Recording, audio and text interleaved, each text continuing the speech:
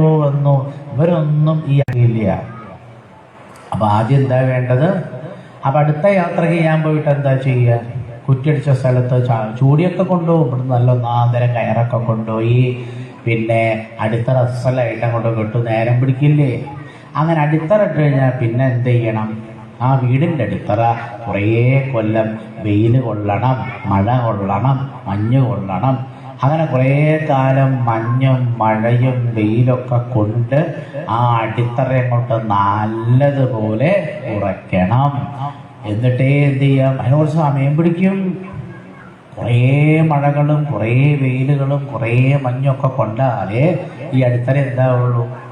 നല്ലോണം ഉറക്കുള്ളൂ. അല്ലാണ്ട് എപ്പോഴുള്ള ആൾക്കാർ വീടുണ്ടാക്കുമ്പോൾ ഞാൻ വീടുണ്ടാക്കില്ല. ഓരോന്ന് കുറ്റിയടിക്കുന്നു, അടിക്കുന്നു, കല്ലേട്ടുന്നു, പൊന്തിക്കണു, ആറ്റാ പൊന്തലാണ്. എന്നിട്ട് എൻ്റെ മോള് എന്ത് ചെയ്യും? RCC അത്ര. RCC എന്നാ നിങ്ങളുടെ വീടിൻ്റെ ഒക്കെ പേരെന്താ അറിയില്ല? നിങ്ങളൊക്കെ ഉണ്ടാക്കിയ എല്ലാ വീടിൻ്റെയും പേര് RCC വീട് എന്നാണ്. ഞാൻ ഇവിടെ കുറേ എണ്ണം കണ്ടല്ലോ, ഒക്കെ RCC. അങ്ങനെ RCC വീടുണ്ടാക്കിയിട്ട് ഒരു കാര്യമില്ല. അങ്ങനെയൊന്നും ഞാൻ ഉണ്ടാക്കുകയാണെങ്കിൽ ഞാൻ കേമായിട്ട് ഉണ്ടാക്കും. അപ്പം കഴിഞ്ഞാൽ പിന്നെ എന്ത് വേണം? അവിടെ അതിഗംഭീരമായിരിക്കുന്ന കുറ്റിയിലൊക്കെ കഴിഞ്ഞ് ഗംഭീരമായ കൊട്ടാരമൊക്കെ ഉണ്ടാക്കി ആ കൊട്ടാരത്തിലാണ് ആര് താമസിക്കാൻ പോണത്?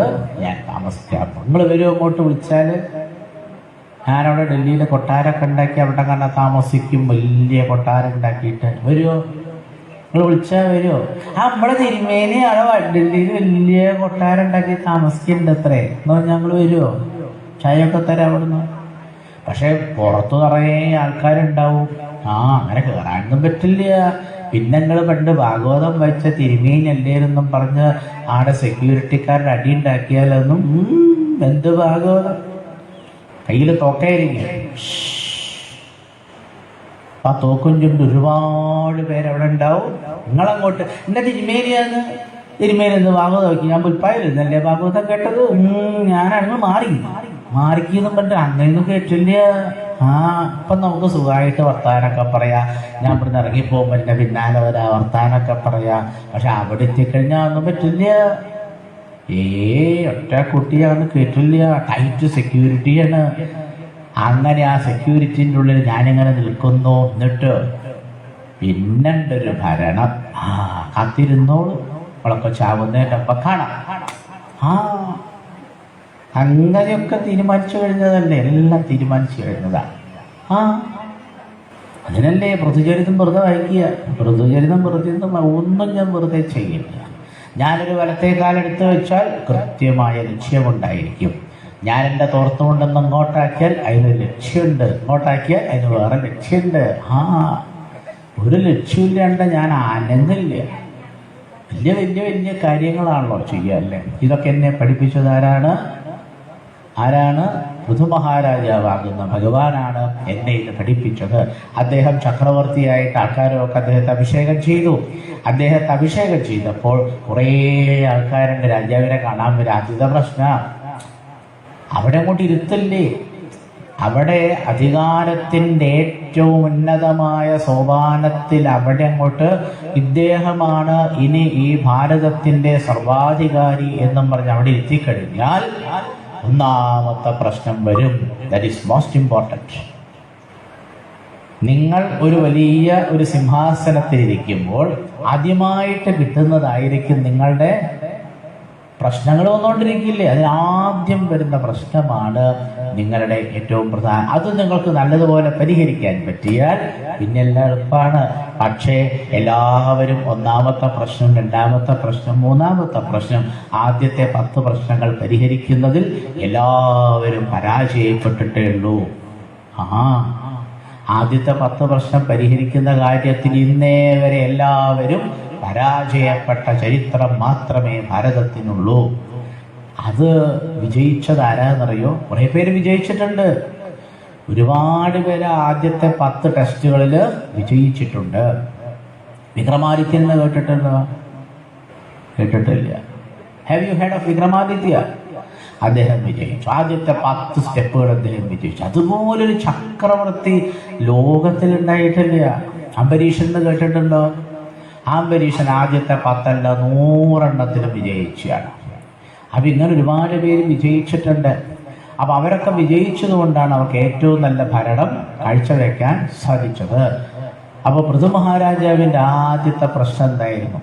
അദ്ദേഹത്തിനെ കാണാൻ വേണ്ടി ഒരുപാട് പേര് വന്നു. എല്ലാവരും വിശന്ന് പറയുകയാണ്, പട്ടിണി കിടക്കുക. പ്രജകളൊക്കെ പറഞ്ഞു, മഹാരാജാവേ ഞങ്ങൾക്ക് പറയാൻ പോലും ഒക്കെ പറ്റണില്ല, വിശന്നിട്ട്. വയം രാജൻ ജാഠരേണ ആഭിതപ്താഹ. രാജാവ് നോക്കിയപ്പോൾ മനുഷ്യന്മാരൊക്കെ ഉണ്ടിങ്ങനെ മെലിഞ്ഞങ്ങനെ ഇരിക്കണു, തിന്നാനില്ല എന്നിട്ടെ. വിശന്നിട്ട് വയ്യാന്ന് പറയാൻ പോലും അവർക്ക് പറ്റണില്ല. അപ്പം രാജാവിന് മനസ്സിലൊക്കെ വിശന്നിരിക്കുകയാണ്. ഭക്ഷണം കഴിച്ചിട്ട് കുറേ ദിവസമായി. ഈ ഭാരതത്തിലെ പ്രജകൾ ഭക്ഷണം കഴിച്ചിട്ട് ദിവസങ്ങൾ കുറേ കഴിഞ്ഞു. അപ്പോൾ രാജാവിൻ്റെ ഒന്നാമത്തെ പ്രശ്നമാണ്, ഇവർക്ക് വിശക്കുന്നവർക്ക് ഭക്ഷണം കൊടുക്കണ്ടേ? അപ്പം രാജാവ് ആലോചിച്ചപ്പോൾ എന്താണ് കാരണമെന്ന് മനസ്സിലായി. What is the root cause of poverty? Do you know? അറിയാമോ? What is the root cause of poverty? Poverty പറഞ്ഞാൽ ദാരിദ്ര്യത്തിൻ്റെ കൃത്യമായ കാരണം എന്താണ് അറിയാമോ? അറിയില്ല. ജനങ്ങൾക്ക് ആരോഗ്യമില്ലാത്തതിൻ്റെ റൂട്ട് കോസ് എന്താണ്? എന്തോ ഒരു കൃത്യമായ കാരണം ഉണ്ടായിട്ടാണല്ലോ ജനങ്ങൾക്ക് ആരോഗ്യം. എല്ലാ ജനങ്ങൾക്കും ആരോഗ്യം വേണ്ടേ? ഇന്നുണ്ടോ? ഇന്ന് നമ്മുടെ നാട്ടുകാർക്കൊന്നും ആരോഗ്യമില്ല, ഒറ്റെണ്ണത്തിന് ആരോഗ്യമില്ല. എന്താ കാരണം? ഒരു കാരണമുണ്ട്. അപ്പം കാരണം കണ്ടുപിടിച്ചിട്ട് വേണം എന്ത് ചെയ്യാൻ? ജനങ്ങൾക്ക് ആരോഗ്യം അതങ്ങോട്ട് പരിഹരിച്ചു കഴിഞ്ഞാൽ എല്ലാവർക്കും ആരോഗ്യമുണ്ട്. എല്ലാവർക്കും വിദ്യാഭ്യാസം ഉണ്ടോ? എവിടെ ഉണ്ട്? ഒന്നിനുമില്ല. വിദ്യാഭ്യാസമല്ലേ ആർക്കും? ബിടെക് കഴിഞ്ഞവരല്ലേ വലിയ തോന്നിവാസങ്ങളൊക്കെ കാണിക്കണത്? അതെ, വലിയ ഉയർന്ന വിദ്യാഭ്യാസം നേടിയ ആൾക്കാരാണ് നമ്മുടെ നാട്ടിൽ ഒരിക്കലും ചെയ്യാൻ പാടില്ലാത്ത കാര്യങ്ങളൊക്കെ ചെയ്യുന്നത് അവരാണ്. അപ്പോൾ ആ വിദ്യാഭ്യാസം കൊണ്ട് എന്താ കാര്യം? അപ്പോൾ അവിടെ എന്തോ ഒരു തകരാറുണ്ട്. അപ്പോൾ ആ തകരാറ് പരിഹരിക്കണ്ടേ? ഇങ്ങനെ വിദ്യാഭ്യാസം, ആരോഗ്യം, ഗതാഗതം, തൊഴിൽ, ഇങ്ങനെ ഓരോരോ രംഗത്തുമുള്ള പ്രശ്നങ്ങളുടെ ഏറ്റവും പ്രധാനപ്പെട്ട കാരണങ്ങളൊക്കെ ആര് കണ്ടുപിടിച്ചു? കൃത്യമായിട്ട് പൃഥു മഹാരാജാവ് കണ്ടുപിടിച്ചു. അതുകൊണ്ട് നേരെയായപ്പോൾ ബാക്കിയൊക്കെ നേരെ. അത്രയേ ഉള്ളൂ. അത് നേരെയാകുമ്പോൾ ബാക്കിയൊക്കെ അത് നേരെയായില്ലെങ്കിലോ? നേരത്തെ ഞാൻ പറഞ്ഞല്ലേ, അടിത്തറ നേരെയായാൽ പിന്നെ എൻ്റെ മുകളിൽ നല്ല വലിയ കൊട്ടാരം ഉണ്ടാക്കാം. പക്ഷെ ഇന്ന് മിക്കവാറും ആൾക്കാർ കൊട്ടാരം പണിയുമ്പോൾ അടിത്തറ നേരെയല്ലാത്തത് കൊണ്ട് അവർ പണിയേണ്ട കൊട്ടാരങ്ങളൊക്കെ ചീട്ടുകൊട്ടാരം പോലെ പൊളിഞ്ഞു വീഴുക. അങ്ങനെ ഉണ്ടാക്കുക. ചീട്ടുകൊട്ടാരം കണ്ടിട്ടില്ലേ നിങ്ങൾ? കണ്ടിട്ടില്ല? ആ ചീട്ടും ഇങ്ങനെ വെച്ച് കൊട്ടാരം അതിൻ്റെ അടിയോ തൊട്ടാൽ തന്നെ ഒക്കെ പൊളിഞ്ഞു വീടില്ലേ? അപ്പോൾ ഏതായാലും പൃഥു മഹാരാജാവ് ആ കാര്യത്തിൽ വിജയിച്ചു. ഭൂമിദേവി അദ്ദേഹം വിലക്കി നിർത്തി. എന്നിട്ട് ഭൂമിയോട് പറഞ്ഞു, എനിക്ക് വേണ്ടതൊക്കെ നീ തരണം എന്ന് പറഞ്ഞു. ഭൂമിദേവിക്ക് വലിയ സന്തോഷമായി. ഈ ഭൂമിദേവിക്ക് നല്ല മനുഷ്യരെ കണ്ട വലിയ സന്തോഷമാണ്. പൃഥു മഹാരാജാവ് സാക്ഷാൽ ഈശ്വരനായതുകൊണ്ട് ഈ ഭൂമിദേവിക്ക് ഈ മഹാരാജാവിനെ കണ്ടപ്പോൾ വലിയ സന്തോഷമായി. അതുകൊണ്ട് പറഞ്ഞു, അങ്ങ് ഇവിടെ രാജ്യം ഭരിക്കാൻ വന്നു എന്ന് അറിഞ്ഞപ്പോൾ എനിക്ക് വലിയ സന്തോഷമായി. അതുകൊണ്ട് ഞാൻ എന്ത് ചെയ്യാം? ഞാനൊരു പശുവായിട്ട് നിൽക്കാമെന്ന് പറഞ്ഞു. അങ്ങനെ ഭൂമിദേവി ആരായിട്ട് നിന്നു? പശുവായിട്ട് നിന്നു. എന്നിട്ട് അദ്ദേഹത്തിനോട് പറഞ്ഞു, ഇഷ്ടംപോലെ കറന്നെടുത്തോളാം. അങ്ങനെ അദ്ദേഹം എന്ത് ചെയ്തു? കറന്നെടുക്കുകയാണ്. പൃഥു മഹാരാജാവ് എന്താ ചെയ്തത്? ഭൂമിയാകുന്ന പശുവിൽ നിന്ന് ഇഷ്ടം പോലെ പാല് കറന്നെടുത്തു. ആദ്യമായിട്ട് കറന്നെടുത്തത് പൃഥു മഹാരാജാവാണ്. പിന്നെ വത്സം ഗത്വ മനും പാണവും. രാജാക്കന്മാരിൽ ഏറ്റവും നല്ല രാജാവായിരുന്നു മനു എന്ന് പറഞ്ഞ രാജാവ്. കേട്ടിട്ട് രാവിലെ നമ്മൾ കേട്ടില്ലേ? മനു, സ്വയംഭൂ മനു. ആ മനുവിനെ പശുക്കുട്ടിയാക്കി. പശുവിനെ കറക്കണമെങ്കിൽ എന്ത് വേണം? പശുക്കുട്ടി വേണം. പശുക്കുട്ടി ഇല്ലാണ്ട് പശുവിനെ കറക്കാൻ പറ്റില്ല. അപ്പോൾ സ്വയംഭൂ മനുവിനെ പശുക്കുട്ടിയായിട്ട് വെച്ച് ഈ പൃഥു മഹാരാജാവ് ഭൂമിയിൽ നിന്ന് തനിക്ക് വേണ്ടതെല്ലാം കറന്നെടുത്തു. അദ്ദേഹത്തിൻ്റെ കറവ കഴിഞ്ഞപ്പോൾ അദ്ദേഹം ബാക്കി എല്ലാവരെയും വിളിച്ചു. എല്ലാവരോടും പറഞ്ഞു, നിങ്ങൾക്കൊക്കെ എന്ത് ചെയ്യാം? കറക്കാമെന്നു. അങ്ങനെ ഓരോരുത്തരും അവിടെ തഥാപരേജ സർവത്ര സാരമാതുതേ ബുധാഹ തതോന്യേജ യഥാകാമം ദുദുഹു പതുഭാവിത. എല്ലാവരും ഭൂമിയിൽ നിന്ന് വേണ്ടതൊക്കെ ഇഷ്ടം പോലെ കറന്നെടുത്തു. മഹർഷിമാരാണത്രേ പിന്നെ കറക്കാൻ വന്നു. എവിടുന്ന്? ഭൂമിയിൽ നിന്ന്. അങ്ങനെ ഋഷയ ദുദുഹുർദേവിയും ഇന്ദ്രിയേശ്വര സത്തമ. അപ്പം മഹർഷിമാര് ബൃഹസ്പതിയെയാണ് പശുക്കുട്ടിയായിട്ട് കൽപ്പിച്ചത്. അവർക്ക് പശുക്കുട്ടി വേണം. അപ്പം മഹർഷിമാരുടെ പശുക്കുട്ടി ആരായിരുന്നു? ഇതൊക്കെ ഓർമ്മ ഉണ്ടാവണേ. ഇതൊക്കെ 4 ദിവസം കഴിഞ്ഞാൽ നീ ചോദിക്കും. അന്നപ്പോൾ പെട്ടെന്ന് നോക്കി, ആരായിരുന്നു മഹർഷിമാരുടെ പശുക്കുട്ടി? അങ്ങനെ ഇരിക്കരുത്. മഹർഷിമാരുടെ പശുക്കുട്ടിയന്മാര് ബൃഹസ്പതി. കേട്ടിട്ടുണ്ടോ ബൃഹസ്പതി എന്ന്? കേട്ടിട്ടുണ്ട്. അപ്പം ആ ബൃഹസ്പതി ദേവന്മാരുടെ ഗുരുവാണ്. അപ്പം അങ്ങനെ മഹർഷിമാരെല്ലാവരും ബൃഹസ്പതിയെ എന്തായിട്ട് കൽപ്പിച്ചു? പശുക്കുട്ടിയായിട്ട് കൽപ്പിച്ചു. എന്നിട്ട് അവർ ഇന്ദ്രിയങ്ങളിൽ ഇഷ്ടം പോലെ അവര് ഛന്തോമയമായിരിക്കുന്ന പാല് കറന്ന്, ഛന്തോമയം പറഞ്ഞാൽ എന്താ? വേദമാണ്.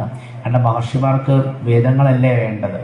അങ്ങനെ മഹർഷിമാര് ഈ ബൃഹസ്പതിയെ പശുക്കുട്ടിയായിട്ട് സങ്കല്പിച്ച് ഇഷ്ടം പോലെ വേദവിദ്യകളൊക്കെ ഇവിടുന്ന് കറന്നെടുത്തു.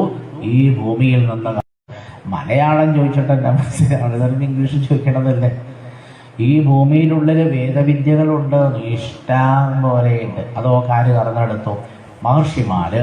അവർക്ക് വേണ്ട എല്ലാ വേദങ്ങളും ഇവിടെ നിന്ന് കറന്നെടുത്തു, ഭൂമിയിൽ നിന്ന് കറന്നെടുത്തു.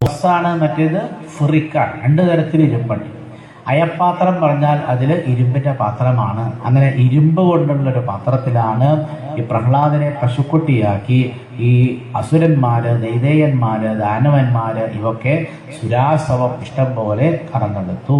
പിന്നീട് വന്നൊരു ഗന്ധർവന്മാരാണ്. ഓരോരുത്തരും വരണോ, കറക്കണോ, വേണ്ടതൊക്കെ കൊണ്ടുപോകണം. അടുത്ത ടീമായിട്ട് വരിക.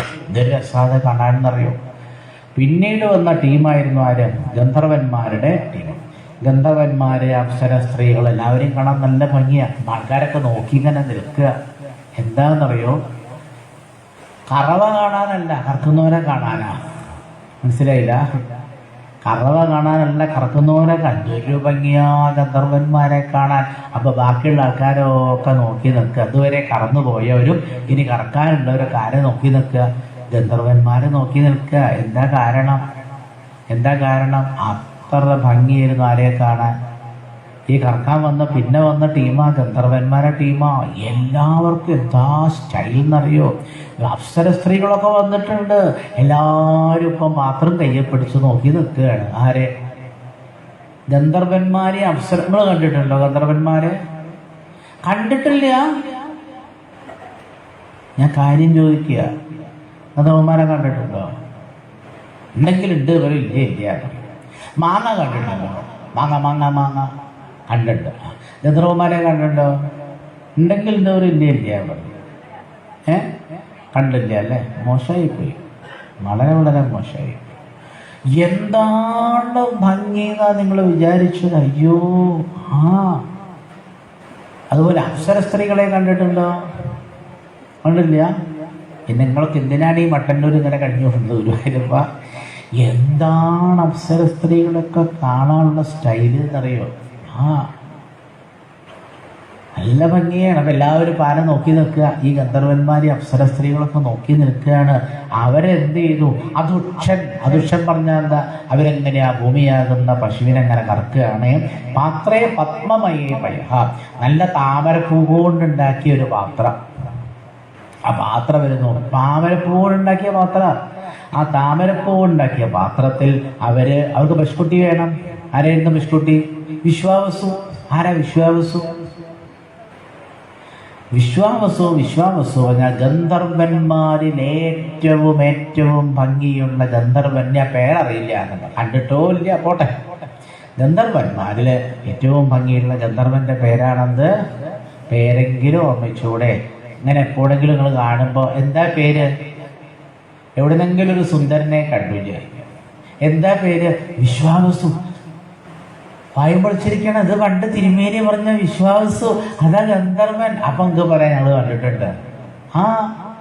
ഗന്ധർവന്മാരെ കാണാം. ആ ഏറ്റവും നല്ല ഗന്ധർവന്റെ പേരാണ്, എന്താ പേര്? വിശ്വാവസു. ആ വിശ്വാവസുവിനെ ഇവരെന്ത് ചെയ്തു? പശുക്കുട്ടിയാക്കി വെച്ച് ഗന്ധർവന്മാര് ഗാന്ധർവം മധുസൗഭകം, അവര് ഗാന്ധർവ വിദ്യയാണ് എവിടുന്ന് കറന്നെടുത്തത്? ഈ ഭൂമിയാകുന്ന പശുവിൽ നിന്ന് ഗാന്ധർവ വിദ്യ കറന്നെടുത്ത്. ഇങ്ങനെ പറഞ്ഞാൽ അവസാനിക്കില്ല. എന്തായാലും എല്ലാവരും സംഘമായിട്ട് വന്ന് അവർക്ക് എന്താണോ ഏറ്റവും പ്രധാനമായി വേണ്ടത്, ആ പ്രധാനമായി വേണ്ടതൊക്കെ ഇവിടുന്ന് കറന്നെടുത്തു. ഭൂമിയിൽ നിന്ന് കറന്നെടുത്തപ്പോൾ എല്ലാവർക്കും വേണ്ടതൊക്കെ കിട്ടിയല്ലോ. അക്കാലത്ത് നമ്മുടെ നാട്ടിലുണ്ടായിരുന്ന, ഭാരതത്തിലുണ്ടായിരുന്ന എല്ലാ വിഭാഗം ആൾക്കാരും വന്നിട്ട് ഇഷ്ടം പോലെ ഭൂമിയിൽ നിന്ന് വേണ്ടതെല്ലാം കറന്നെടുത്തപ്പോൾ ഇവിടെയുള്ള മുഴുവൻ ഭാരതീയർക്കും ഇഷ്ടം പോലെ സമ്പൽ സമൃദ്ധമായി ജീവിക്കുവാൻ കഴിഞ്ഞു. അങ്ങനെ ഭാരതം മുഴുവനും എന്തായി? സമ്പൽ സമൃദ്ധമായി. എവിടെ നോക്കിയാലും എന്തേ ഭാരതത്തിൽ കാണാനുള്ളൂ? സമൃദ്ധി, സമൃദ്ധി, സമൃദ്ധി, സമൃദ്ധി, സമൃദ്ധി. പൃഥു മഹാരാജാവ് രാജ്യം ഭരിക്കുന്ന കാലത്ത് ഭാരതത്തിന്റെ ഏത് ഭാഗത്ത് നോക്കിയാലും അവിടെ മുഴുവൻ എന്താണ്? സമൃദ്ധിയായിരുന്നു. അങ്ങനെ അദ്ദേഹം സുഖമായിട്ട് ഇപ്പൊ ജനങ്ങൾക്ക് വേണ്ടതൊക്കെ കൊടുത്തു അല്ലെ. ഇഷ്ടംപോലെ ഭക്ഷണം, ഇഷ്ടംപോലെ വെള്ളം, നല്ല തെളിഞ്ഞ വെള്ളം, എല്ലാം ജനങ്ങൾക്ക് എന്താണോ വേണ്ടത് അതൊക്കെ അക്കാലത്ത് നമ്മൾ പറയില്ല, എന്താ തേന് ഒഴുകുന്ന നാട് എന്നൊക്കെ കേട്ടിട്ടുണ്ടോ? നിങ്ങൾ കേട്ടിട്ടുണ്ടോ? കേട്ടിട്ടില്ല?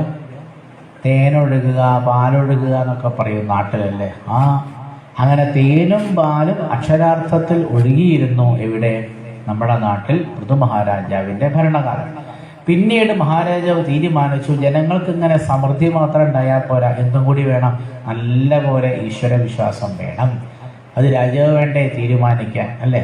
യഥാ രാജ തഥാ പ്രജാന്നു. അത് പണ്ടും അങ്ങനെയാണ്, ഇന്നും അങ്ങനെയാണ്. ഭരിക്കുന്ന ആൾ എങ്ങനെയാണോ അങ്ങനെയായിരിക്കും അത്രേ ബാക്കിയുള്ളവരൊക്കെ. അങ്ങനെ മനസ്സിലായില്ല? എല്ലാ കാലത്തും ആരാണോ ഭരിക്കുന്നത് ആ ഭരിക്കുന്ന ആളുടെ പോലെയായിരിക്കും ജനങ്ങളൊക്കെ. യഥാ രാജ തഥാ പ്രജ എന്ന് പറഞ്ഞാൽ എന്താ?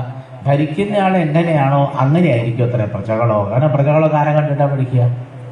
രാജാവിനെ കണ്ടിട്ടാ പഠിക്കുക. അപ്പൊ പൃഥു മഹാരാജാവ് നല്ലൊരു മനുഷ്യനായതുകൊണ്ട് അക്കാലത്തെ പ്രജകളൊക്കെ എന്തായി? നല്ല മനുഷ്യൻ, എല്ലാവരും നല്ല മനുഷ്യൻ. കാരണം പൃഥു മഹാരാജാവ് നല്ലൊരാളാണ്. അപ്പൊ അദ്ദേഹം പറഞ്ഞു, രാജാക്കളെയും പ്രജയായി ഗണിക്കും രാജാവ് ഒരാളുണ്ട് അവിടത്തെ മുന്നിൽ.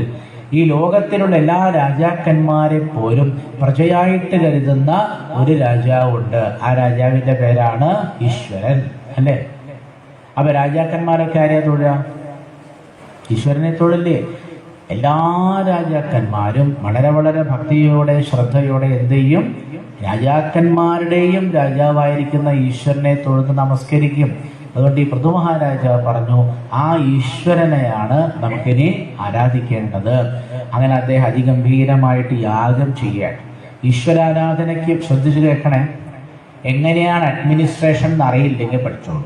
ഇവിടെ ഒറ്റ കുട്ടിക്ക് അറിയില്ല എന്ത് അഡ്മിനിസ്ട്രേഷൻ എന്ന് പറയുന്ന സംഗതി ഇന്ന് ആർക്കും അറിയുകയേയില്ല. പഠിക്കണം. വെറുതെ ബോർഡും വെച്ചിരുന്നാ പോരാ. എത്ര ആൾക്കാരാ ബോർഡും വെച്ചിരിക്കണമെന്നറിയോ? ഒരു വലിയ വലിയ വലിയ കസേരയിലേക്ക് അയാളുടെ പേരും അയാളുടെ എന്താ പറയുക ഡെസിഗ്നേഷനൊക്കെ അവിടെ ഒരു ബോർഡിന്റെ മുകളിൽ എഴുതി വെച്ചിട്ടുണ്ട്. അങ്ങനെ വെറുതെ ബോർഡും വെച്ചിട്ട് ഞാൻ അടിക്കണം. ബോർഡും വെച്ചിട്ട് ആ ബോർഡുണ്ടാക്കുന്ന ആൾക്കാരൊക്കെ നല്ലോണം പരിചയമുണ്ട്. ഞാൻ അവരോട് പോയി പറഞ്ഞ പോലെ എന്ത് വേണേ ആ ബോർഡിൽ എഴുതിത്തരും, നമുക്ക് ആ പൈസ കൊടുത്താൽ പോരെ. അങ്ങനെ ഞാനൊരു വേഷമൊക്കെ കെട്ടി വലിയൊരു സീറ്റ് ഇരുന്ന് ആ ബോർഡ് മുമ്പിൽ വെച്ചു. അങ്ങനെ വെറുതെ ബോർഡ് എഴുതിയിരുന്നാലൊന്നും അവനാവില്ല, നല്ലൊരു അഡ്മിനിസ്ട്രേറ്റർ ആവില്ല. വളരെ പ്രധാനപ്പെട്ട ഒരു സംഗതിയാണ് ഭരണം. ഭാഗവതത്തിൽ നമ്മളൊരിക്കലും ഭക്തി മാത്രമാണല്ലേ. പലരും വിചാരിച്ചത് ഈ ഭാഗവതത്തിൽ ഭക്തിയെ പറ്റി ഈശ്വരനെ പറ്റി മാത്രമാണ് പറഞ്ഞത്. അല്ലേ അല്ല. മനുഷ്യനെ സംബന്ധിക്കുന്ന എല്ലാ തരത്തിലുള്ള ജ്ഞാനവിജ്ഞാനങ്ങളും എവിടെയുണ്ട്? ഭാഗവതത്തിലുണ്ട്. അതുകൊണ്ട് ഞങ്ങൾക്ക് ഏത് തരത്തിലുള്ള ജ്ഞാനവിജ്ഞാനങ്ങളും ഇഷ്ടം പോലെ കിട്ടുന്ന ദിവ്യമായ ഒരു പുണ്യപുരാണമാണേത് ശ്രീമദ് ഭാഗവതം. അപ്പൊ അഡ്മിനിസ്ട്രേഷൻ എന്ന് പറയുന്ന ഒരു ശാസ്ത്രമാണ്. It is A science. എന്ത്? അഡ്മിനിസ്ട്രേഷൻ അഥവാ ഭരണം എന്ന് പറയുന്നത് ഒരു ശാസ്ത്രമാണ്. അത് പഠിക്കാൻ നമുക്ക് എന്തുപയോഗിക്കാം? കാരണം വെറും ഭക്തിയൊന്നുമല്ല ഭാഗവതത്തിൽ. ഇവിടെ പറയുന്നത് അഡ്മിനിസ്ട്രേഷൻ. ഹൗ ടു അഡ്മിനിസ്റ്റർ, എങ്ങനെയാണ് ഭരണം നിർവഹിക്കുന്നത് എന്ന് ഇന്ന് ലോകത്തിൽ ആർക്കും അറിയില്ല. അമേരിക്കൻ പ്രസിഡന്റിന് അറിയില്ല, അറിയില്ല. ബ്രിട്ടീഷ് പ്രധാനമന്ത്രിക്ക് അറിയില്ല ഹൗ ടു അഡ്മിനിസ്റ്റർ. അറിയണ്ടേ? അറിയില്ല. അറിയാണ്ടവരൊക്കെ അവിടെ നിനക്ക് അടങ്ങനെ ഓരോരുത്തർ കയറി പോസ്റ്റ് അടിയുമ്പോൾ അവിടെ ഒരാൾ കയറിയിരിക്കും. പോസ്റ്റ് അടിയുമ്പോൾ ഒരാൾ വെറുതെ കയറുന്നിട്ട് കാര്യമില്ലല്ലോ, അത് പഠിക്കണ്ടേ? അപ്പൊ ഇവിടെ പൃഥു മഹാരാജാവ് എന്ത് ചെയ്തു? ഇനി നോക്കുമ്പോൾ അദ്ദേഹം എന്താ ചെയ്യണം? അദ്ദേഹം പറഞ്ഞു, നമുക്കിനി ഹയമേധങ്ങൾ ചെയ്യാം. അങ്ങനെ അത് അശ്വമേധയാഗം ചെയ്യാം. അതിഗംഭീരമായിരുന്നു ആരുടെ അശ്വമേധയാഗം?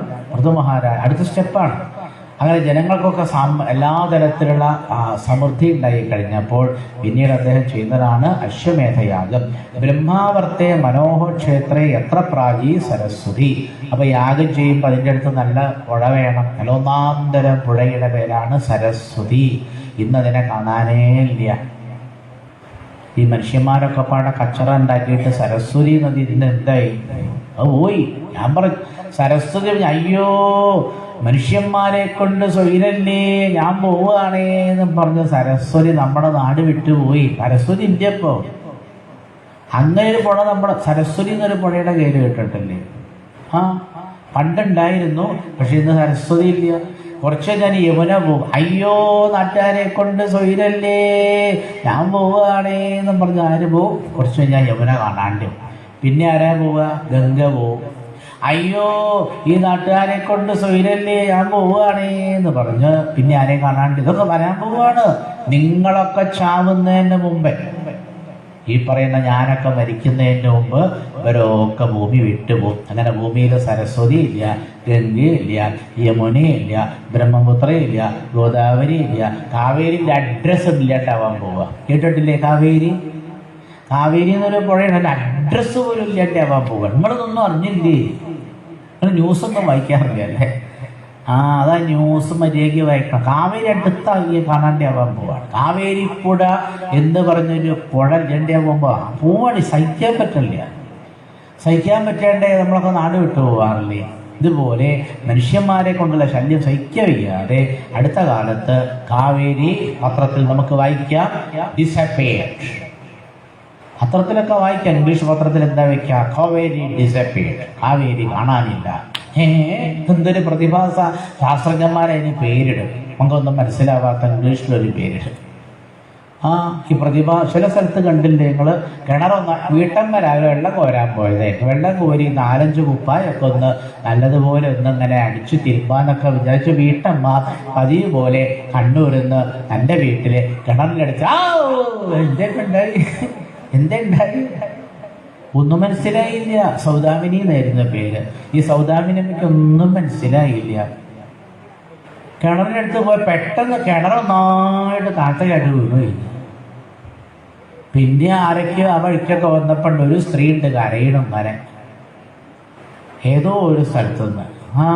അപ്പൊ ആൾക്കാരൊക്കെ അന്വേഷിച്ചു, എന്താ ഇവിടെ എനിക്കറിയില്ല, ഞാൻ തിരുമ്പാൻ പോയതായിരുന്നു. എന്നിട്ട് നിങ്ങൾ കിണർ ആടില്ലേ? എനിക്കൊന്നും മനസ്സിലായില്ല. ഞാൻ ആടെ പതിവ് പോലെ തിരുമ്പാൻ പോയപ്പോൾ എന്തോ ഒന്നുണ്ടായി.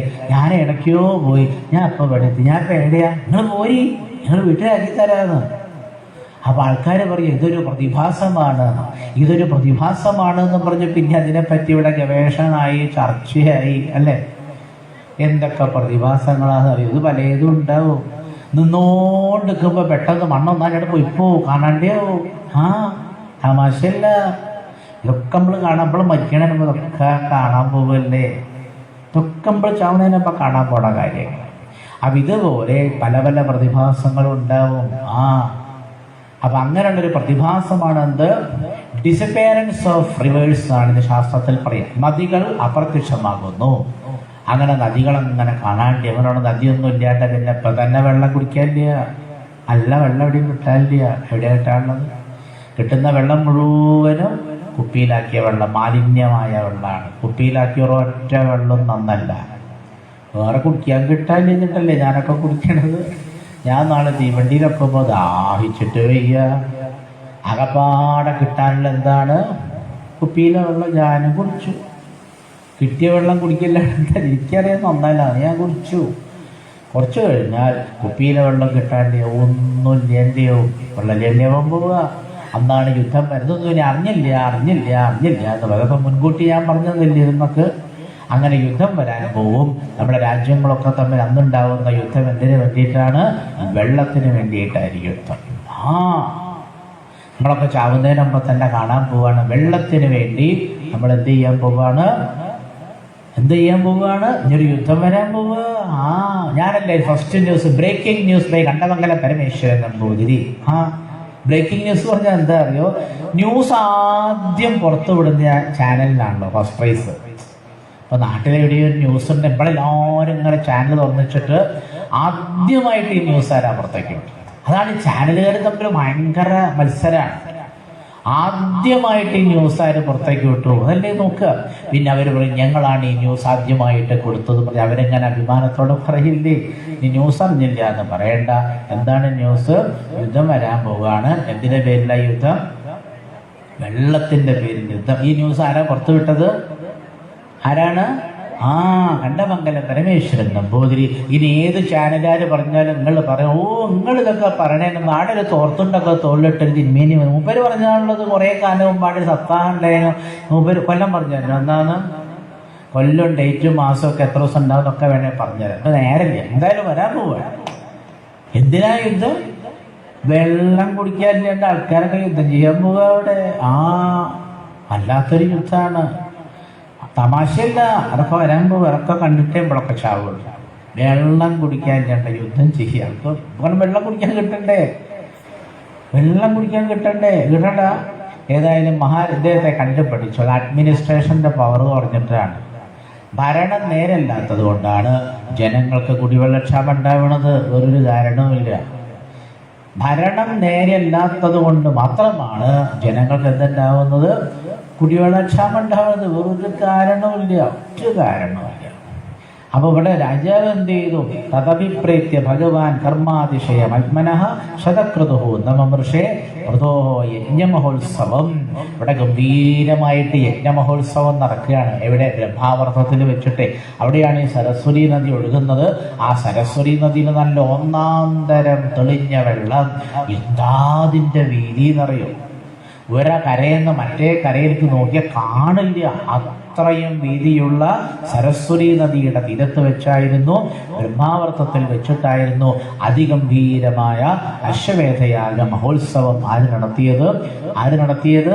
പൃഥുമഹാരാജാവ് നടത്തിയത്. ദേവേന്ദ്രൻ സ്വർഗത്തിന് താഴത്തേക്ക് നോക്കിയപ്പോൾ ആടന്റെ വലിയ പന്തലൊക്കെ കെട്ടിയപ്പോൾ ഒരു പരിപാടി നോക്കിയപ്പോൾ മനസ്സിലായി എന്താ അവിടെ വലിയൊരു യജ്ഞമഹോത്സവം നടക്കുകയാണ്. അപ്പൊ ദേവേന്ദ്രന് തീരെ ഇഷ്ടായില്ല അത്രേ. അശ്വമേധ എന്താ കാര്യം എന്നറിയോ? അശ്വമേധം 100 ചെയ്താൽ അയാൾക്ക് ദേവേന്ദ്രനാവാം. സംഗതി ഇവിടെ കിട്ടിയോ? ഭൂമിയിൽ ഒരു രാജാവ് അശ്വമേധയാഗം ചെയ്യണമെന്ന് ആർക്കും ഇഷ്ടമായില്ല. ദേവേന്ദ്രന് ഇഷ്ടമായില്ല. 1 ചെയ്തവൻ 2ാമത്തവൻ ചെയ്യില്ലേ? 2 ചെയ്താൽ 3 ചെയ്യില്ലേ? അങ്ങനെ 100 അശ്വമേധയാഗം ചെയ്താൽ ആരാവാം? എൻ്റെ സീറ്റ് പോകുന്നു. അതാണ് ദേവേന്ദ്രന്റെ പേടി. ഇവിടെ എല്ലാവർക്കും പേടി ഇതാണല്ലോ. താനിരിക്കുന്ന സീറ്റ് ഒരിക്കലും പോവാൻ പാടില്ല. ഭ്രമയുഗം എന്നൊരു സിനിമ കണ്ടിട്ടുണ്ടോ? Have you seen the film under the name Bramayugam? അടുത്ത കാലത്ത് വന്നൊരു സിനിമയാണ് മമ്മൂട്ടിക്ക് അഭിനയിച്ച. കണ്ടിട്ടില്ല? പിന്നെ നിങ്ങളൊക്കെ എന്തിനാ മനുഷ്യന്മാരെ ഇവിടെ ജീവിച്ചു? സിനിമയെങ്കിലും പോയി കാണരുതോ? സപ്താഹത്തിനോ വരുന്നില്ല. ഈ സീറ്റൊക്കെ ഒഴിഞ്ഞിറക്കണോ? സപ്താഹം കേൾക്കാനോ നിങ്ങൾ വരുന്നില്ല. എന്നാൽ ഒരു സിനിമയെങ്കിലും വലിയേക്ക് പോയി കാണരുത്. ഞാൻ പോയി കണ്ടു. ഏത്? എനിക്ക് പൊളിറ്റിക്സ് നല്ല ഇഷ്ടമുള്ള വിഷയമാണ്. അപ്പം അതുകൊണ്ട് എന്താണ് പൊളിറ്റിക്സ് എന്നറിയാൻ വേണ്ടി മമ്മൂട്ടി അഭിനയിച്ച ഭ്രമയുഗം എന്ന് പറയുന്ന സിനിമ ഞാൻ കണ്ടു. എനിക്കതിനകത്ത് അഭിനയിച്ച എല്ലാവരും ഇഷ്ടമായി, ഒരാൾ മാത്രം ഇഷ്ടമായില്ല. അതിൻ്റെ അകത്തൊരു യക്ഷിയുണ്ട്. ഒരു ദിവസം ഞാൻ അവളെ കാണും. ആരെ? ആ ഭ്രമയുഗം എന്ന സിനിമയിൽ മമ്മൂട്ടിയുടെ കൂടെ അഭിനയിച്ചൊരു യക്ഷിയുണ്ട്. അത് മാത്രം നേരെയായില്ല. അത് ശരിയായില്ല. യക്ഷി എങ്ങനെയല്ല അതിനെ നടത്തോ നോക്കി ധീരേഷ്. അങ്ങനെയല്ല യക്ഷി നടത്തുക. എന്നോട് ചോദിക്കണ്ടേ എങ്ങനെ യക്ഷി നടക്കുക? ഞാൻ പറഞ്ഞു എൻ്റെ നടത്തും ശരിയായില്ല. ബാക്കിയൊക്കെ ഓക്കെയാണ്. മമ്മൂട്ടിയുടെ ഒക്കെ അഭിനയം എന്താ ഇതിൻ്റെ അകത്തില്ലേ? What is politics? എന്താണ് രാഷ്ട്രീയമെന്ന് ചോദിച്ചാൽ നിങ്ങൾ ആ സിനിമ മാത്രം കണ്ടാൽ മതി. ഇത്ര മനോഹരമായിട്ടാണ് ഡയറക്ടർ പൊളിറ്റിക്സ് എന്താണെന്ന് നമുക്ക് പറഞ്ഞു തരുന്നതല്ലേ. അതിനകത്ത് മമ്മൂട്ടി കാട്ടിച്ച് വലിച്ചു തിന്നുന്ന ഒരു രംഗമുണ്ട്. ഒരു നടനും അങ്ങനെ അഭിനയിക്കാൻ കഴിയില്ല. അങ്ങനെ അഭിനയിക്കണ്ടേ? എല്ലാവരും നന്നായിട്ട് അഭിനയിച്ചിട്ടുണ്ട്. പക്ഷെ യക്ഷി മാത്രം ശരിയായില്ല. യക്ഷി അങ്ങനെയല്ല. നല്ല സിനിമയാണ്. പോയി കണ്ടോളൂ. ഇപ്പം കാണാൻ പോണ്ടേ? സത്താഹൊക്കെ കഴിഞ്ഞിട്ട് നിങ്ങൾ പോയി കണ്ടോളൂ. അതിൻ്റെ പേര് ഞാൻ പറഞ്ഞത് എന്താണ്? എനിക്കതിലെ കമ്മീഷനൊന്നും കിട്ടുന്നില്ല കേട്ടോ. നിങ്ങളോട് പറയുന്നുണ്ട്. ഭ്രമയുഗം നല്ല 1-ാം തരം രാഷ്ട്രീയം. നല്ല മുഴുവൻ സിനിമയും ബ്ലാക്ക് ആൻഡ് വൈറ്റ്. കളറേ അല്ല പടം. ആ സിനിമ മുഴുവനും ബ്ലാക്ക് ആൻഡ് വൈറ്റിലാണ്. നല്ല രസമുണ്ട്. അപ്പം എനിക്ക് മനസ്സിലായി ഡയറക്ടർക്ക് വേണ്ടേ ഒരു സമ്മാനം കൊടുക്കാനല്ലേ. പക്ഷെ ഞാൻ ആളെ കണ്ടിട്ടില്ല, യക്ഷിനെയും കണ്ടില്ല, ഡയറക്ടറെയും കണ്ടില്ല. ഒരു ദിവസം ഞാൻ കാണും. പണ്ടാരോ പറഞ്ഞില്ലേ, ഒരു ദിവസം ഞാൻ എണീറ്റ് പോവുക, ഇപ്പം തന്നെ പോവുക പ്രമേയുഗം കാണാൻ 2 ടിക്കറ്റ് ക്യൂ എടുത്ത് രണ്ടാമതൊരു കാണും. അപ്പോൾ പറയുമ്പോഴേക്കും ചില ആൾക്കാർ പ്രവർത്തിക്കുന്നതല്ല, വേഗം പോയി കണ്ടോളൂ. പിന്നെ പ്രമേയുഗം കാണാൻ പോയി രണ്ടാൾ കണ്ടു നോക്കുക, എണീറ്റു നീ എണീറ്റ് വേഗം പോയി കണ്ടുവാ. രണ്ടാൾ കണ്ടു ഓടെ രണ്ടാൾ പ്രമേയം കണ്ടു വരണേ, എന്നോട് അഭിപ്രായം പറയണം. വേഗം ചോദിച്ചു ആരാന്ന് കുടിക്കാൻ പ്രമേയം കാണാം. എന്താണ് പറയുമ്പോഴേക്ക് കണ്ടുകൊണ്ട് അവിടെ നോക്കുക ഓടെ ഏത് വന്നിട്ട് പറഞ്ഞാൽ മതി വേഗം പോയി വേണ്ട. കൊണ്ടാളും പോയി. എന്തിനു കാണാൻ പോയി? ഞാനിവിടെ ഈ പൃഥുവിൻ്റെ കഥയൊക്കെ പറയുമ്പോൾ ആ ഭ്രമയുഗത്തിൻ്റെ ആവേശം കൊണ്ട് നോക്കുക, 2 ആൾക്കാർ ഭ്രമയുഗം കാണാൻ പോയത് കണ്ടില്ലേ. ഇനി ഒരു വന്നിട്ട് നിങ്ങൾ ചോദിച്ചാൽ. അപ്പോൾ പൊളിറ്റിക്സ് എന്ന് പറയുന്നത് ശ്രീമദ് ഭാഗവതത്തിൽ മനോഹരമായിട്ട് വർണ്ണിച്ചിട്ടുണ്ട്. പൊളിറ്റിക്സ് 9 തരത്തിലാണ്. എത്ര തരത്തിലുണ്ട്? രാഷ്ട്രതന്ത്രം എന്നാണ് ഇതിന് സംസ്കൃതത്തിൽ പേര്. എന്താ അതിൻ്റെ പേര്? രാഷ്ട്രതന്ത്രം. ഒരു രാഷ്ട്രത്തെ എങ്ങനെയാണ് നയിക്കേണ്ടത്, അത് 9 തരത്തിലുണ്ട്. അതിൽ കുറേ എണ്ണം നന്നല്ല, കുറേ എണ്ണം നല്ലതാണ്. അപ്പോൾ നല്ലതുമുണ്ട്, ഇടത്തരമുണ്ട്, തല്ലിപ്പൊളിയുണ്ട്. അപ്പോൾ അതിൽ ഏറ്റവും നല്ലതാണ് ആര് സ്വീകരിച്ചത്? പൃഥു മഹാരാജാവ് സ്വീകരിച്ചത്. അങ്ങനെ പൃഥുവിടുന്ന് അശ്വമേധയാഗം ചെയ്ത് 99 അശ്വമേധയാഗം ചെയ്ത് 100ാമത്തെ അശ്വമേധയാഗം തുടങ്ങി. ദേവേന്ദ്രന് മനസ്സിലായി എൻ്റെ സീറ്റ് ഇപ്പം പോവും. ഇവിടെ സീറ്റിന് വേണ്ടിയാണല്ലോ ആൾക്കാർ ഈ ബഹളം മുഴുവൻ കൂട്ടുന്ന, സീറ്റിന് വേണ്ടിയിട്ടാണ്. സീറ്റ് കിട്ടണ്ടേ. അങ്ങനെ ദേവേന്ദ്രൻ്റെ സീറ്റിലേക്ക് ഒരാൾ വരാൻ പോവുക എന്ന് മനസ്സിലായി. ദേവേന്ദ്രന് ഇഷ്ടമല്ല. എന്ത്? ഒരു ഭരണാധികാരിക്കും ഇഷ്ടമല്ല അവനിരിക്കുന്ന സീറ്റിൽ വേറൊരാൾ കയറി വരണത്. അതന്നെയാണ് പ്രമയുഗത്തിലെ മെയിൻ പോയിന്റ്. അതാണ്. പക്ഷെ ചില ആൾക്കാർക്ക് അത് കണ്ടാൽ പൊളിറ്റിക്സ് അത് മനസ്സിലാവുകയില്ല അല്ലേ. മനസ്സിലാവില്ല. അതേതോ ഒരു തിരുമേനിയുടെ കഥയോ ഏതോ കുട്ടിച്ചാത്തൻ്റെ കഥയാണെന്നൊക്കെ തോന്നും ചില ആൾക്കാർ. അത് കുട്ടിച്ചാത്തൻ്റെ കഥയല്ല, തിരുമേനിയുടെ കഥയല്ല, അത് നല്ല 1-ാം തരം രാഷ്ട്രതന്ത്രത്തിൻ്റെ കഥയാണ്. അപ്പോൾ ഈ 99 യാഗം ചെയ്ത് 100ാമത്തെ അശ്വമേധയാഗം ഭൂമിയിൽ വെച്ച് പൃഥു മഹാരാജാവ് തുടങ്ങിയപ്പോൾ ആർക്കാ പേടിയായത്? ദേവേന്ദ്രന് പേടി. കാര്യം മനസ്സിലായി എന്താ 100 അശ്വമേധയാഗങ്ങൾ ചെയ്താൽ വേണമെങ്കിൽ അദ്ദേഹത്തിന് ആരാവാം? ദേവലോകത്ത് സിംഹാസനത്തിൽ ഇരിക്കാം. അപ്പോൾ ദേവേന്ദ്രൻ വിചാരിച്ചു, എന്താ ഇവിടേക്ക് വരരുത്, ഇവിടെ ആരും വരാണ്ടിരിക്കണം, എന്ത് ചെയ്യണം? വരുന്നവരെയൊക്കെ ഒഴിവാക്കണ്ടേ.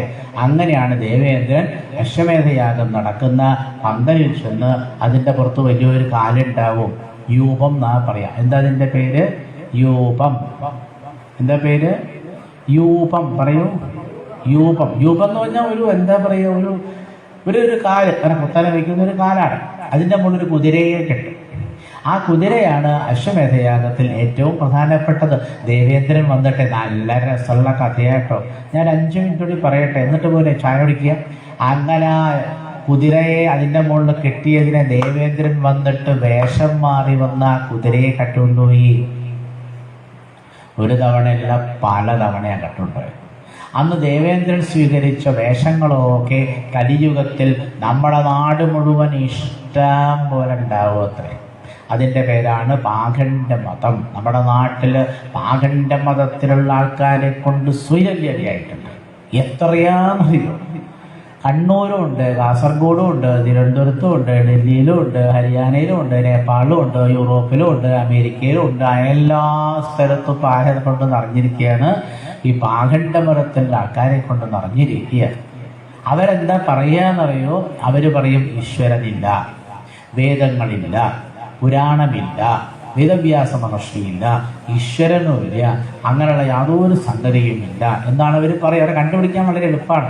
അവർ മനോഹരമായിട്ട് വേഷം കെട്ടും. നല്ല എൻ്റെ മാതിരി തോർത്തുണ്ടൊന്നും ഇട്ട് വരില്ല. ഞാനൊരു തോർത്തുണ്ടല്ലേ ഇട്ടുള്ളത്. അവരങ്ങനെ തോർത്തുണ്ടൊന്നും ഇട്ട് വരും. അവർ കേമായിട്ട് വേഷമൊക്കെ കെട്ടി വരും. ഞാൻ സംസാരിക്കുമ്പോൾ അവർ സംസാരിക്കില്ല. അവരങ്ങനെ മധുരമായിട്ട് സംസാരിക്കും. എന്നിട്ട് ആ ഇരിക്കുന്ന ആൾക്കാരെയൊക്കെ എന്ത് ചെയ്യും? ബ്രെയിൻ വാഷ് ചെയ്താണ്. എത്രയായി ഇറങ്ങിയത് എന്നറിയോ? കരുതിയിരുന്നോളിട്ടോ. നല്ല അവരുടെ ലക്ഷണമൊക്കെ പറയുന്നുണ്ട് ഭാഗവതം. നല്ല വേഷമായിരിക്കും, അടിപൊളി വേഷത്തിലാണ് അവർ വരും. അവരുടെ വേഷം കാണുമ്പോൾ തന്നെ നമ്മളങ്ങോട്ട് ഇഷ്ടപ്പെട്ടു പോകണം. എന്താ വേഷം? എൻ്റെ വേഷം കണ്ടാൽ നമുക്ക് ഇഷ്ടപ്പെടില്ലല്ലോ. എന്ത് ഇഷ്ടപ്പെടാൻ? ഒരു മുണ്ട് കൊടുത്തിനോ, ഒരു ഓർത്തുണ്ട് കൊടുത്തിനോ, പാവം നമ്പൂരി. ഇയാൾ എന്ത് ഇഷ്ടപ്പെടാൻ മറ്റേ അങ്ങനെയല്ലേ വരിക.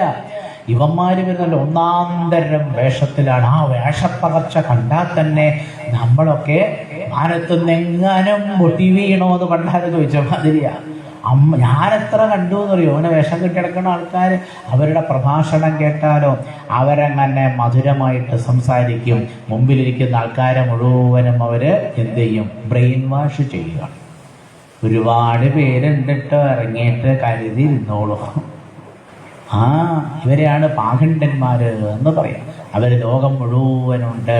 അവര് ഈ ലോകത്തെ നശിപ്പിക്കാനായിട്ട് വന്നവരാണ്. അവർക്ക് ലക്ഷ്യമൊന്നുമില്ല. അതുകൊണ്ട് ആ പാഖണ്ഡമിതം ലോകം മുഴുവൻ വ്യാപിക്കാൻ കാരണം ആരായിരുന്നു? ഈ ദേവേന്ദ്രൻ വന്ന് അന്ന് പൃഥുമഹാരാജാവിൻ്റെ യാഗശാലയുടെ പുറത്തുള്ള യൂപത്തിൽ കെട്ടിയ കുതിരയെ കട്ടുകൊണ്ടുപോയ കാലത്ത് അദ്ദേഹം എടുത്ത വേഷങ്ങളാണ് ഇന്ന് ആരായിട്ട് വന്നിരിക്കുന്നത്? പാഖണ്ഡമതങ്ങളായിട്ട് വന്നിരിക്കുന്നത്. അവസാനം ഭഗവാൻ വിചാരിച്ചു ഇത് ശരിയാവില്ല. എന്നിട്ടാണ് ഈ ദേവേന്ദ്രനെ കൊല്ലാൻ പുറപ്പെട്ടു. പക്ഷെ ദേവേന്ദ്രനെ കൊല്ലാൻ പറ്റില്ല. അവസാനം യാഗമൊക്കെ അവിടെ തൽക്കാലം നിർത്തിവെച്ചു. ഈ യാഗത്തിൻ്റെ ഇടയിലാണ് ആര് പ്രത്യക്ഷമായത്? സാക്ഷാൽ ഭഗവാൻ തന്നെ പ്രത്യക്ഷമായി. അപ്പോൾ യാഗം നടത്തുന്നത് ആരാ? പൃഥുമഹാരാജാവ്. ഭഗവാൻ തന്നെ ആരെ കണ്ടു? സാക്ഷാൽ രണ്ട് ഭഗവാനാണ്. യാഗം ചെയ്യുന്നത് ഭഗവാനാണ്, പ്രത്യക്ഷപ്പെട്ടതും ഭഗവാനാണ്. അതുകൊണ്ട് മേൽപ്പത്തൂര് നാരായണീയത്തിലെ കഥ പറയുമ്പോൾ പറയുന്നുണ്ട്, സാക്ഷാൽ ത്വം മധുരിപു മൈക്ഷത സ്വയം സ്വം എന്നാര് പറയുന്നുണ്ട്? മേൽപ്പത്തൂര് പറയുന്നുണ്ട്. നാരായണീയം വായിച്ചോളൂ. സാക്ഷാൽ ത്വം മധുരിപും ഐക്ഷതാഹ സ്വയം സ്വം എന്ന് പറഞ്ഞാൽ എന്താ? സാക്ഷാൽ ഭഗവാനെ തന്നെ പൃഥുമഹാരാജാവ് കണ്ട്. രണ്ടുപേരും ഭഗവാന്മാരാണ്. രണ്ട് ഭഗവാന്മാരും കൂടെ ഒന്നിച്ചേക്കുക. എന്നിട്ട് ആ ഭഗവാനോട് രാജാവ് പറഞ്ഞു, എനിക്കെന്നും ഭഗവാന്റെ പാദത്തിൽ ഭക്തിയുണ്ടായാൽ മതി. ഈ പൃഥുവിനെ കഥ കേൾക്കാൻ വലിയ ഇഷ്ടമായിരുന്നു. അപ്പം അദ്ദേഹം പറഞ്ഞു, എനിക്ക് കർണായുധമേഷമേ വരാം. എനിക്ക് എന്നും എന്നും എന്നും ഭാഗവതം കേൾക്കാൻ വേണ്ടി എനിക്കൊരു 10,000 ചെവികൾ വേണം എന്നാണ് ഈ രാജാവ് ഭഗവാനോട് വരം ചോദിച്ചു വാങ്ങിയത്. എന്താ അതിൻ്റെ അർത്ഥം എന്ന് മനസ്സിലായോ? മേല് മുഴുവൻ അങ്ങനെ 10,000 ചെവി വെച്ച് പിടിപ്പിക്കുകയല്ല കേട്ടോ. എൻ്റെ 2 ചെവികൾക്ക് 10,000 ചെവികളുടെ ശക്തി വേണം. ഞാൻ നിങ്ങളോട് പറയാറില്ലേ, ശ്രദ്ധിച്ചു കേൾക്കണം എന്നല്ല.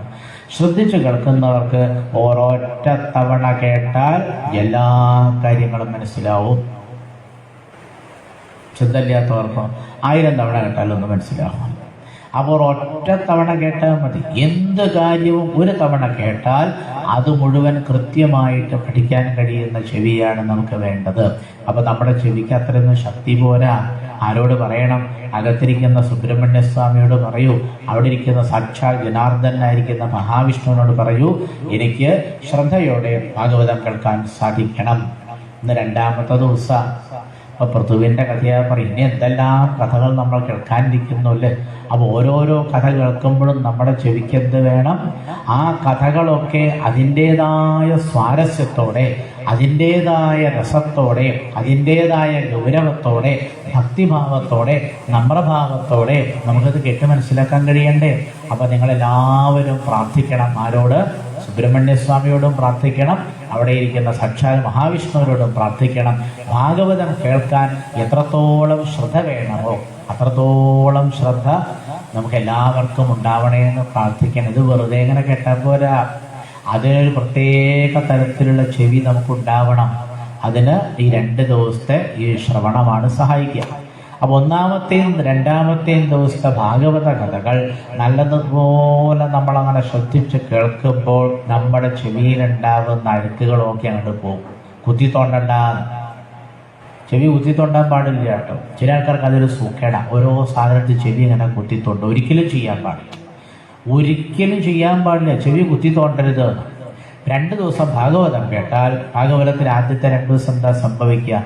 നമ്മുടെ ചെവിയിലുള്ള മാലിന്യങ്ങളൊക്കെ പോയിട്ട് നമ്മുടെ ചെവിക്ക് ഭാഗവതം വേണ്ടതുപോലെ കേൾക്കാനുള്ള ശ്രദ്ധയും കഴിവും ശക്തിയൊക്കെ നമ്മുടെ ചെവിക്കുണ്ടാകുന്ന ആദ്യത്തെ 2 ദിവസങ്ങളാണ് ഇപ്പോൾ നടന്നുകൊണ്ടിരിക്കുന്നത്. അതല്ലേ സപ്താഹത്തിൽ 2 ദിവസം കഴിയുമ്പോഴാണ് ആൾക്കാർക്ക് ശ്രദ്ധ കൂടുന്നത് കാണാം, ഭക്തി കൂടുന്നത് കാണാം, ആൾക്കാരുടെ എണ്ണം കൂടുന്നത് കാണാം. ഇതൊക്കെ കണ്ണൂർ ജില്ലയിലെ ഈ മട്ടന്നൂരിലുള്ള പരിയാരത്തുള്ള ഈ ഇരട്ടയപ്പന്മാരുടെ മുന്നിലും ഇതൊക്കെ സംഭവിക്കും. ഇവിടെ ഇരട്ടയപ്പന്മാരാണ്, 2 അപ്പന്മാരാണ്. ഇവിടെ ഒരപ്പനുണ്ട്, അവിടെ ഒരപ്പനുണ്ട്. അപ്പം എന്താ പേര് വിളിക്കുക? ഞാൻ അങ്ങനെ വിളിച്ചാൽ നിങ്ങൾക്ക് വിരോധമില്ലല്ലോ അല്ലേ? അവിടെ ഒരപ്പനുണ്ട്, അവിടെ ഒരപ്പനുണ്ട്. അപ്പം എന്ത് വിളിക്കാം? ഇരട്ടയപ്പൻ്റെ വിളിച്ചാൽ എന്താ വിരോധം? ഒരു വിരോധമില്ല. ഒന്ന് സുബ്രഹ്മണ്യ സ്വാമിയാണ്, പിന്നൊന്ന് മഹാവിഷ്ണുവാണ്. അപ്പൊ ഈ ഇരട്ടയപ്പന്മാരുടെ മുന്നിൽ നമ്മൾ ഭാഗവതം കേൾക്കുമ്പോൾ ആദ്യത്തെ 2 ദിവസം കൊണ്ട് നമ്മുടെ ചെവിക്ക് അസാമാന്യമായ ശക്തി കിട്ടുന്നു. ഇനി നമ്മൾ ഭാഗവതം കേൾക്കുന്നത് പഴയ ചെവി കൊണ്ടല്ല. ഇനി നമ്മൾ ഭാഗവതം കേൾക്കാൻ പോകുന്നത് നമുക്ക് കിട്ടിയിരിക്കുന്ന പുതിയ ചെവികളെ കൊണ്ടാണ്. ഇനി ഇവിടുന്ന് അങ്ങോട്ടൊക്കെ അങ്ങനെ നിങ്ങൾ അനുഭവിക്കാൻ പോവുകയാണ്. ഓരോരോ ദിവസവും സപ്താഹത്തിലെ ഭാവങ്ങളൊക്കെ ഇങ്ങനെ മാറി മാറി മാറി മാറി വരുന്നത് നിങ്ങളൊക്കെ കാണാൻ പോവുകയാണ്. അപ്പം അതുകൊണ്ട് ഇനി എന്ത് ചെയ്യുക? പൃഥുമഹാരാജാവിനെ നമുക്ക് എന്ത് ചെയ്യാം? ഒന്ന് ദൂരെ നിന്ന് നമസ്കരിക്കാം. എന്താണ് ഭരണമെന്ന് ഈ ലോകത്തിൽ നേരിട്ട് വന്ന് കൃത്യമായി ഈ ലോക ജനതയ്ക്ക് പറഞ്ഞു കൊടുത്ത ഏറ്റവും നല്ല രാഷ്ട്രതന്ത്രജ്ഞനായ ആ പൃഥുമഹാരാജാവിനെ നമുക്ക് ദൂരെ നിന്ന് എന്ത് ചെയ്യാം? നല്ലതുപോലെ ഒന്ന് നമസ്കരിക്കാം. ഒന്ന് നമസ്കരിച്ചോളൂ. ഞാനൊന്ന് നമസ്കരിച്ചു. മനസ്സുകൊണ്ട് നമസ്കരിച്ചാൽ മതി. കാരണം നമുക്ക് വീടെങ്കിലും ഭരിക്കാനല്ലേ. നമ്മളൊക്കെ ഒരു ചെറിയ വീടൊക്കെ ഭരിക്കുന്നവരായിരിക്കില്ലേ? അതും പഠിക്കാണ്ട്. അപ്പം എല്ലാ തരത്തിലുള്ള ഭരണവും നമുക്ക് പറഞ്ഞു തന്ന ഈശ്വരനായിരുന്നു ആര്? പൃഥുചക്രവർത്തി. അനുദിനമിതമാദരേണ ശൃണ്വൻ പൃഥുചരിതം. അതിൻ്റെ അവസാനം 11 അധ്യായങ്ങളെ കൊണ്ട് പൃഥുചരിതം പറഞ്ഞ് അതിൻ്റെ അവസാനം പറയുകയാണ് അനുദിനം എന്ന് പറഞ്ഞാൽ എന്താ? എല്ലാ ദിവസവും ആരാണോ ഇത് കേൾക്കുന്നത് അവർക്ക് ഭക്തിയുണ്ടായി തീരും എന്ന് പറഞ്ഞുകൊണ്ടാണ് ആ പ്രകരണം പൂർത്തിയായത്. ഞാൻ ഇപ്പോൾ ഇവിടെ നിർത്തുകയാണ്. കാരണം നിങ്ങൾക്ക് ചായ കുടിക്കണം എന്നൊരു വിചാരം ഉണ്ടാവും. അത് തണുത്തു പോകണ്ട.